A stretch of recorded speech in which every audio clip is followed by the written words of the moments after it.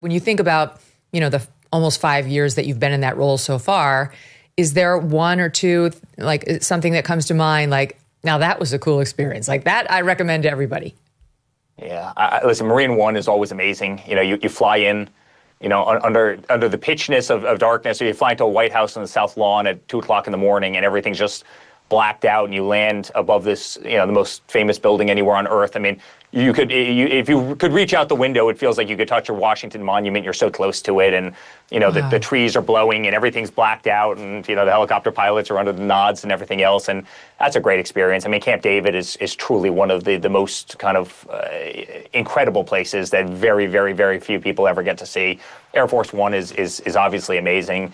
But I think the moment that really hit me was Arlington National Cemetery. When he laid the wreath at the Tomb of the Unknown Soldier the first time, you're sitting up there on the top of that hill overlooking the entire city, and it's the only time Washington is quiet. Right? It is the only time as that wreath goes down the stairs, and you have the lone soldier that's guarding the tomb. And I remember that was our first entry into politics, and I go, wow, this is different. This is different than the real estate world. This is different than the business world. I mean, my father has the entire world riding on his shoulders, and we as the family are the first family now. We're going to be held to a different standard. We're going to be in the spotlight, and wow, was that a big moment, as quiet as it was. I mean, it was really remarkable. It's one of those things that seared in my mind that I'll never forget about. Have you slept in every bedroom in the White House? I have, and that's an interesting one. Cool. So the Lincoln bedroom, you've seen it. I'm sure you've seen it, and not in person.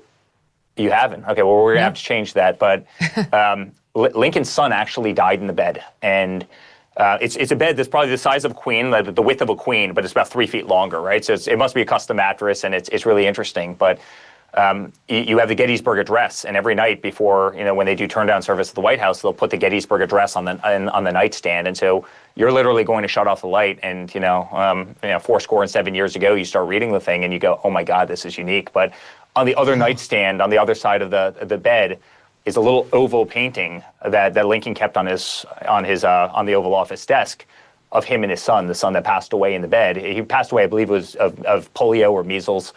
And you're sitting there saying, wow, I mean, the history is real.